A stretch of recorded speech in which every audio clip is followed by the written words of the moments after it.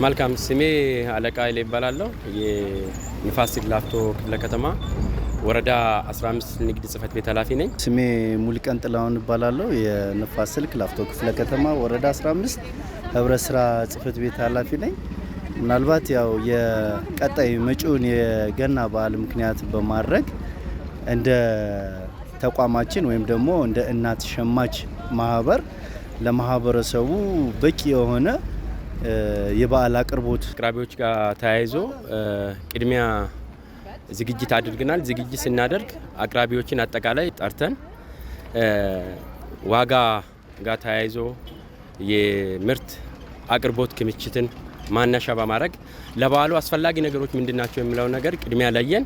የመጀመሪያው የሽንኩርት አቅርቦት፣ ሁለተኛ እንቁላል። በአጠቃላይ በዚህ ሰንበት ገበያ ወደ 38 እና ከዛ በላይ ምርቶች አሉ። ከነዚህ ውስጥ ቅድሚያ መስጠት ያለብን የትኛው ነው የሚል ነገር ታሳቢ በማድረግ እያንዳንዱ ነጋዴ ሽንኩርት ቢያንስ 40 ኩንታል መያዝ አለበት።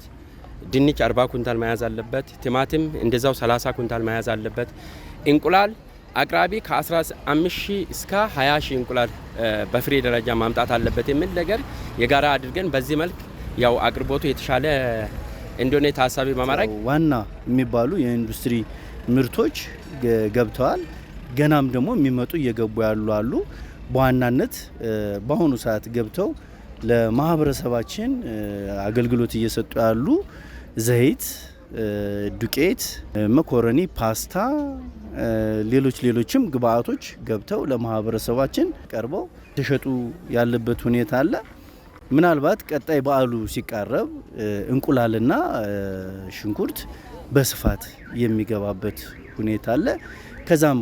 ከዛም በተጨማሪ ምናልባት የእንስሳት ተዋጽኦ የሚባሉት ቅቤና አይብ በዛን ሰዓት ላይ ይገባሉ ማለት ነው። እነዚህ ናቸው ለጊዜው ያሉን። ፈረቃ ጠዋት ከሰዓት እያደረግን በፈረቃ እዚህ የመደብንባቸው ሁኔታዎች አሉ። ስልኮች ጭምር ለጥፈናል።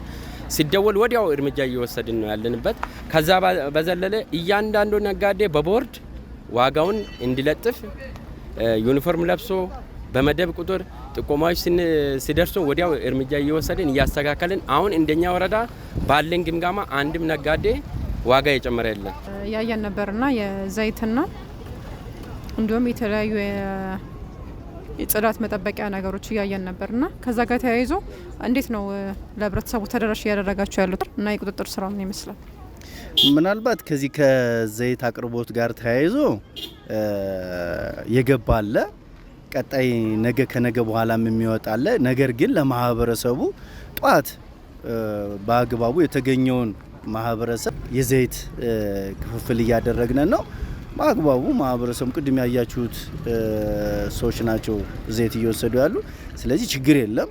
የኢንዱስትሪ ምርቶችም ላይ ምናልባት ከዱቄትም ሆነ ከሌሎች የንጽህና መጠበቂያዎች አንጻርም እየወሰደ ያለበት ሂደት ያው ፍትሃዊ በሆነ መንገድ እየወሰዱ ነው ያሉት።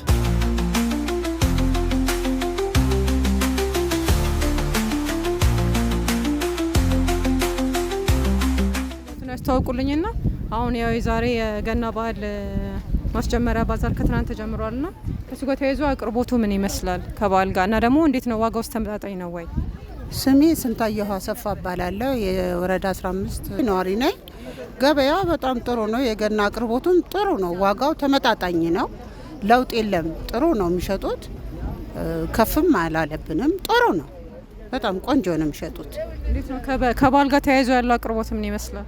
ቆንጆ ነው። ሁሉም ሰው የፈለገውን ያገኛል። ሁሉም ነገር ቀርቧል። ሁሉም ጥሩ ነው። ተውታል። የሌላውንም የዞሩ ሁሉንም አይተውታል። የዘይት እንቁላል፣ ሌሎች አዎ አይቻቸዋለሁኝ። ዞሬ አይቻቸዋለሁኝ። ቆንጆ ነው። ዘይት አቅርቦቱም ጥሩ ነው ለህዝቡ። ትንሽ ማታ ጊዜ ግን ያልቃል። ቢጨምሩ ጥሩ ነው እንጂ እንቁላሉም ጥሩ ነው። ዋጋው ዛሬ እንደውም በጣም ቆንጆ ነው። ቆንጆ ነው። አቅርቦቱ በጣም ጥሩ ነው። እኛ ለበዓል የሚባሉ ብዙ ነገሮች ቀርበዋል። እንደ ሸማች እንቁላል አለ፣ ሽንኩርት አለ፣ ዱቄት አለ፣ የጤፍ ዱቄት አለ፣ ጤፍ አለ፣ ስንዴ አለ፣ የስንዴ ዱቄት አለ፣ ዘይት አለ በበቂ ሁኔታ ማለት ነው። ስለዚህ ዘንድሮ በጣም ደስ በሚል ሁኔታ ህብረተሰቡን በሚያረካ ሁኔታ እየሰራ እንገኛለን ማለት ነው። እንዴት ነው ተደራሽ እያደረጋችሁ ያላችሁት? ማህበረሰቡ ብዙ ሰው ነው እያየው ያለውትና እንዴት ነው ተደራሽ እያደረግን ያለ ነው? ለምሳሌ በተሰጠን ቦታ ላይ በመገኘት በሱቅ በአካባቢ ባለው በሱቅ በተለያየ ሁኔታ ተጠቃሚ እንዲሆን አድርገናል ማለት ነው። እየመጣ እየገዛ ነው።